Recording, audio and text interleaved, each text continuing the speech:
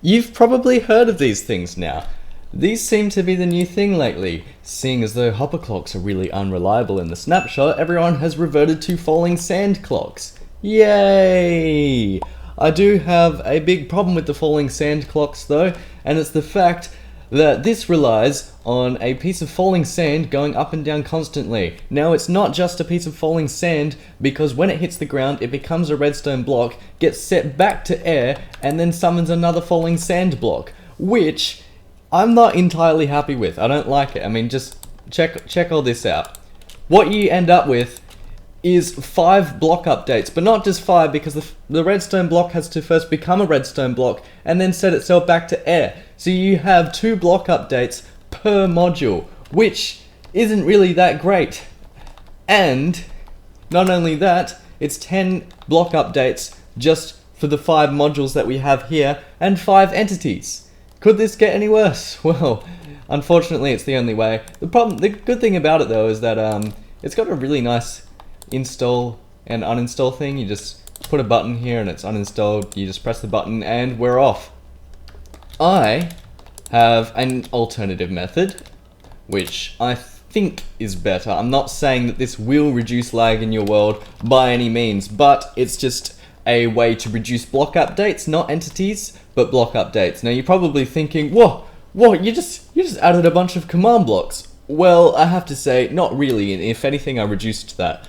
And I'll get to that in a moment, but this one relies on 1 falling sand clock and 1 falling sand clock only. So that's 2 block updates we have here. Now I've attached this command block on the end, which looks for a armor stand with a tag of sand clock, and it's going to give a block data of the command block that it's in with auto 1B. That means it's going to turn it to always active. So these command blocks right here are inactive, and you can see this sign here saying click to install. Alright, let's click it, and as you can see, an armor stand has appeared and you get this 1 appearing. So that's 1 extra command block that I've just added. So we're down to 3 command blocks now, and these 2 command blocks are inactive unless you uninstall the machine. This is an uninstall button that I've added. So if anything, I'm reducing the amount of command blocks that we have, one per module, with the exception of adding 3 at the beginning. So we have this, we have a click to install. Now these aren't entirely causing block updates because they are only changing the block data. They're not setting a block and they're not removing blocks. So let's take a look at here. So obviously when this falling sand hits that command block, this armor stand is going to set this command block to always active. As soon as it's always active, it's going to set itself back to needs redstone so it can repeat itself. Okay? And then the next command blocks are just whatever you want in the module. The other 2 command blocks are merely just an uninstall command. This one kills the armor stand and this one just puts the sign back. Now this sign actually has code stored inside it, and which is a nightmare to do. So there's a link in the description to a website that I'm always using called MC Stacker. The only problem is that every time you put in quotations, you need to put in 3 backsplashes before the quotation in order to get that. So if you don't understand what I'm talking about, you will once you get there.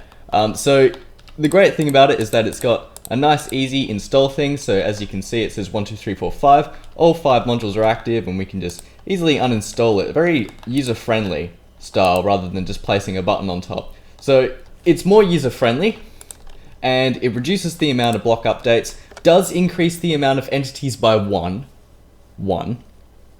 and it also reduces command blocks. So will this reduce lag? I don't really know, to be honest, but I think it does because of the amount of block updates it's reducing.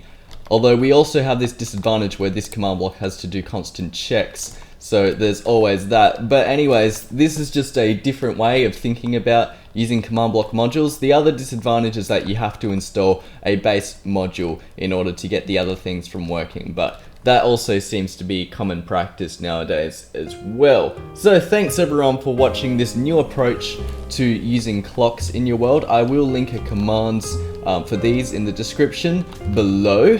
But for now, thank you everyone for watching. Please let me know your thoughts on this as opposed to using the relatively new system of having 5 falling sand entities going all the time. But thanks everyone for watching. I will see you in the next one. Take care.